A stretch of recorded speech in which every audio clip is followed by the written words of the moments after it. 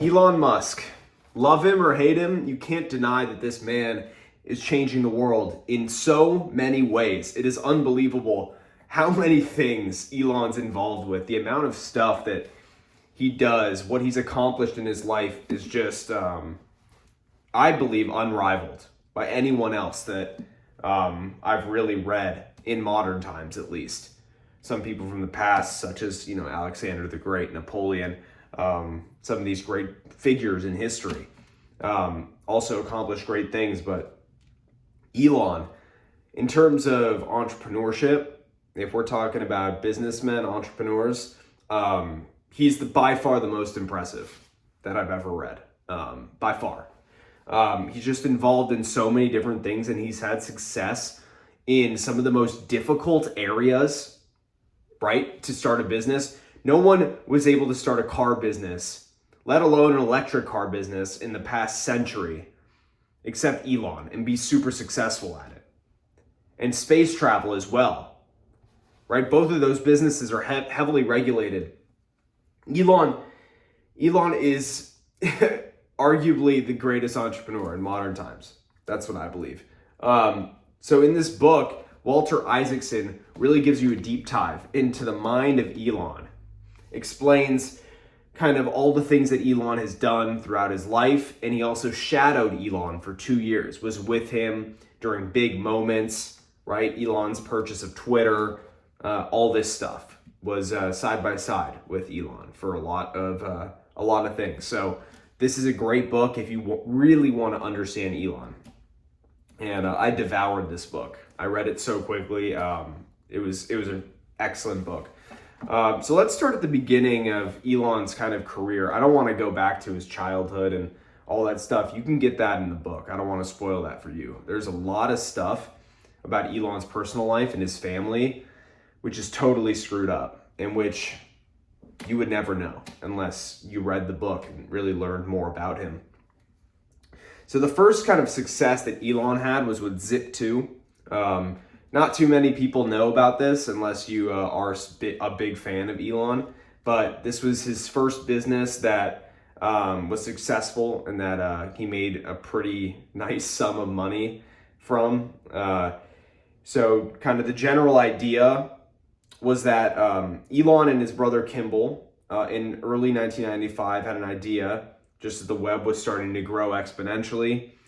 And it was simple. Put a searchable directory of businesses online and combine it with map software that would give users directions to them. Simple, right? Elon was there, the early internet, had an idea, jumped on it. It ended up working out. And Elon was able to exit that company. He made off with a pretty nice sum of money. It says here, my bank account went from like 5,000 to 22 million in 5,000, he says. So I would say pretty good for Elon, being so young at the time, making an exit like that. And then next from there, it was PayPal. PayPal with Peter Thiel, X.com originally, and of course, he brought that back. Of course, he had to bring that name back, change Twitter to X.com, reclaim that name that he had back in the day.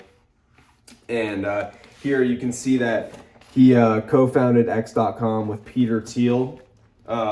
Peter Thiel is also someone who I heavily respect and admire, and it makes so much sense that they were fellow founders because, God, they're so similar in so many ways now. Both getting themselves into controversy, both not shying away from sharing their opinions, telling people that, you don't like me, screw you, I don't care. Having that kind of attitude totally makes sense that they were partners and started PayPal together. And obviously we know what happened there, multi-9-figure acquisition by eBay. It was an interesting journey, Elon building PayPal, right? Peter Thiel and his co-founder, Max Levchin, and they started a company, and then Elon started X.com, and then they were competing against each other, and they were in the same area in San Francisco. And at some point, they just decided that it would be in both of their best interests to merge. So they merged it, created PayPal. I mean, it was super simple idea. I believe the idea was just to be able to make payments through email, right? But no one had done it, and they saw an opportunity. They jumped on it, and yeah, exactly. We know what happened there. So that was a very interesting story, learning about how Thiel and Elon worked together to create something incredible. And so now we'll kind of get on to Tesla is what I want to talk about next. I didn't know that Elon actually acquired Tesla. Like, he bought the company, or at least bought a majority of the company, I believe. Bought a significant portion.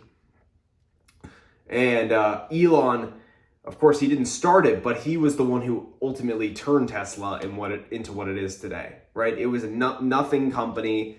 They hadn't sold many cars at all. They had a ton of manufacturing distribution problems. The car was way too expensive. Even when he took over and he was building cars, Tesla was losing money for a while.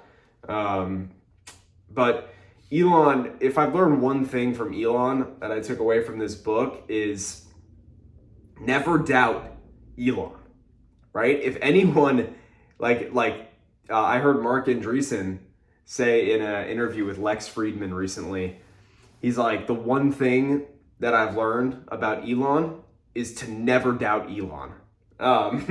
Man, that's so true, because all this stuff that Elon's done, it's all crazy. It's insane, guys. I mean, honestly, the things that he has accomplished.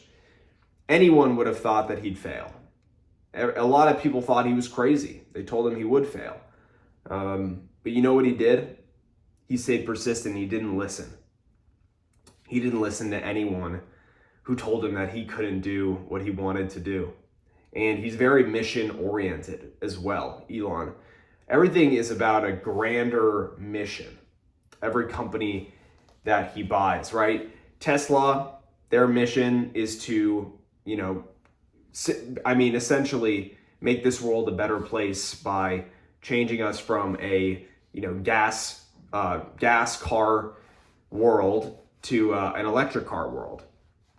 And he really believes that we can fully transform into a world with only electric cars, and he wants to be at the forefront of that. That's his mission. His mission with SpaceX, which is right here. You can see Elon flying in a plane, but SpaceX here is another mission-oriented endeavor, right? SpaceX is all about getting us to Mars one day, making us a multiplanetary species, because as Elon says, which is totally correct, one day the human race will become extinct if we stay on Earth only, right? Just like the dinosaurs went extinct, there's going to be a massive world-ending event, and he says it could be in a couple million years. It could be in a couple 100 million years. He said it doesn't matter. We have to do something now to get us off of the planet and move us to other planets and explore the solar system and really get out there amongst the stars. And I think that's incredibly inspiring. And Elon says that we have to have something that inspires us, something that makes us want to wake up in the morning and get excited to, get up every day. And that's something that gets Elon super excited to wake up every day, knowing that we're 1 inch closer to becoming multiplanetary, to being out there amongst the stars. I think that's incredible. And look, guys, there's so much more in this book. I don't want to talk here for half an hour. I want to make this short and sweet, but there's so much other stuff here, Bezos versus Musk. I'm looking at it here, kind of their relationship. These two guys are very similar, very, aligned on their missions and what they want to accomplish. They have a lot in common. So you're going to learn about kind of their relationship here. Let's see what else we got in here. Neuralink. I mean, it's just unbelievable, guys. The Boring Company.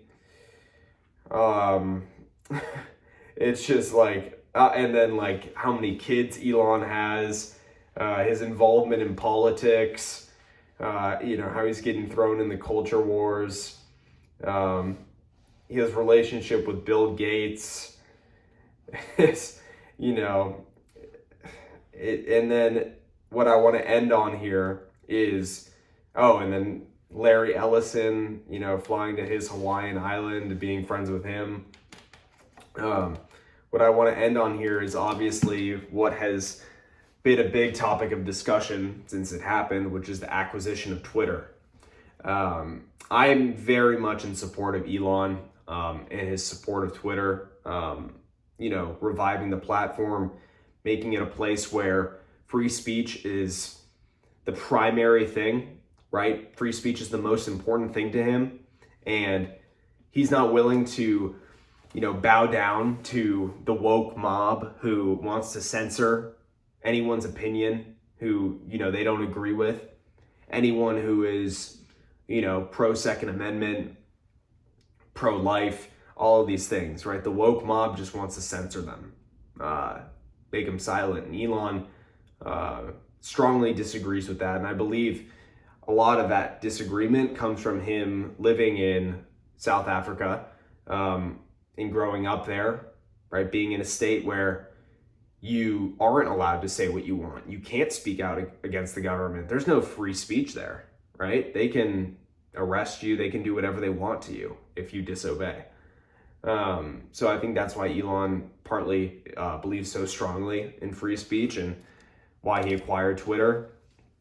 He talks about the firings, how many people he fired at Twitter.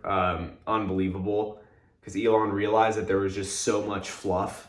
There was so much fluff, like unneeded positions at Twitter of guys who, were just stoners and were kind of like the censorship wing of the company. They were not useful at all. So he fired like half the employees really quickly.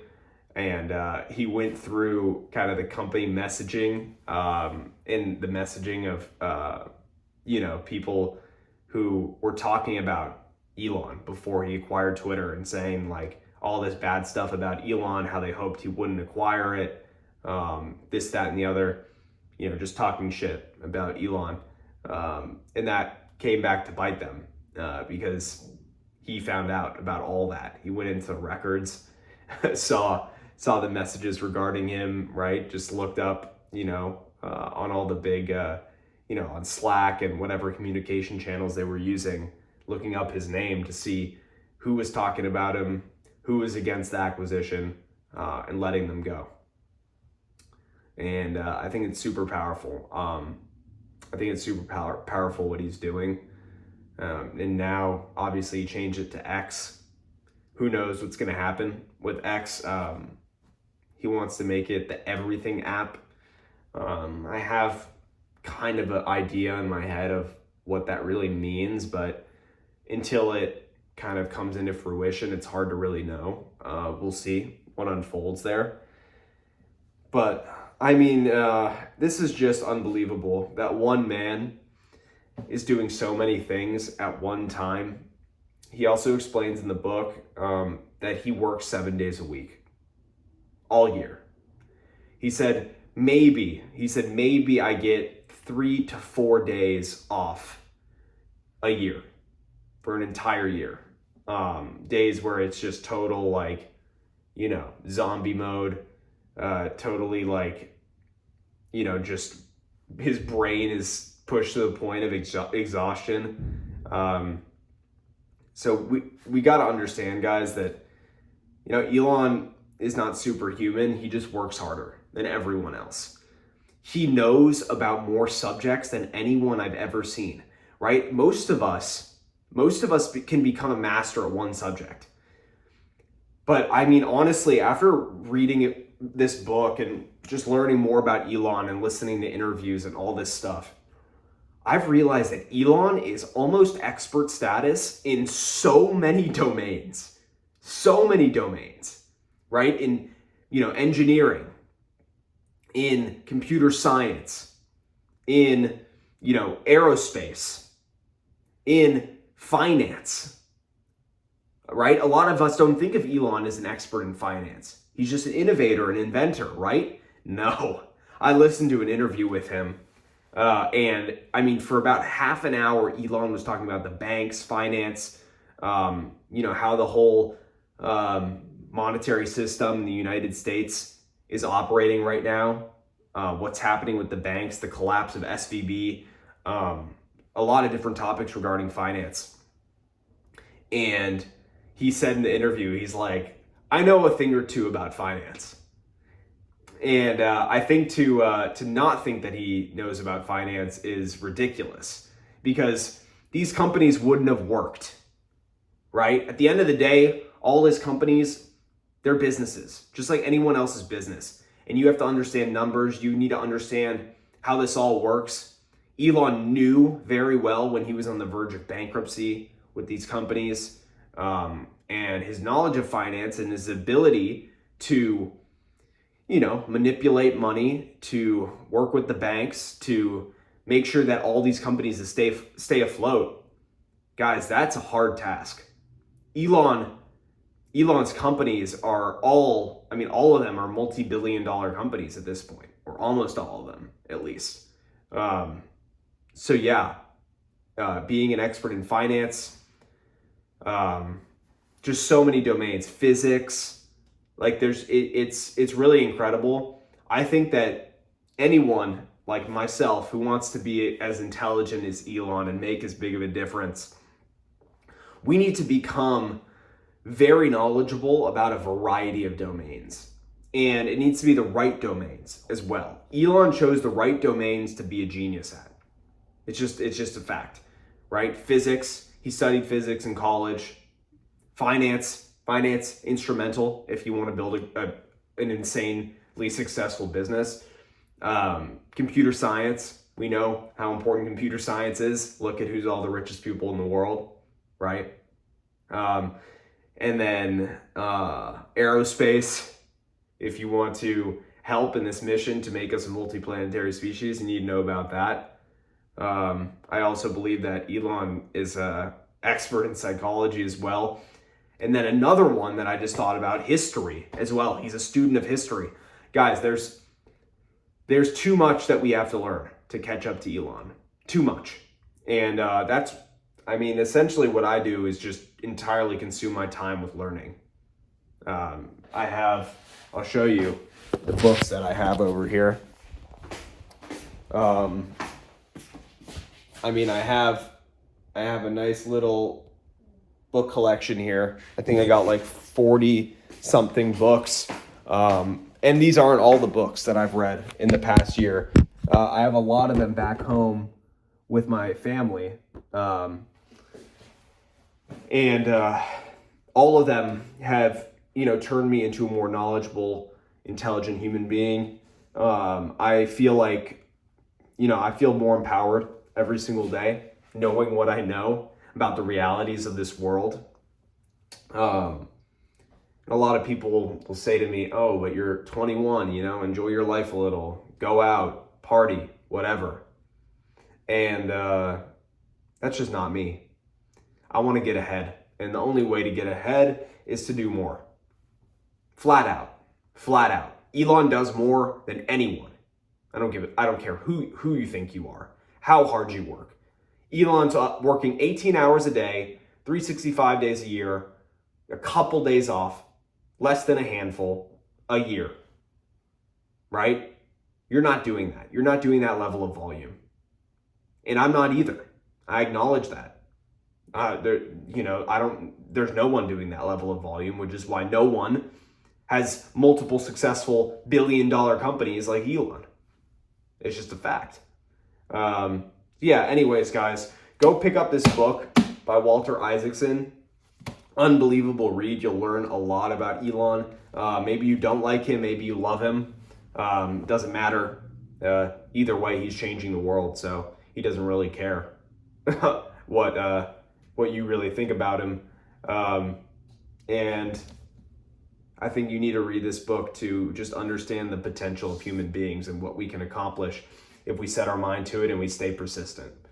Anyways, talk to you guys soon. Hope you enjoyed. And yeah, see you guys in the next video. Bye.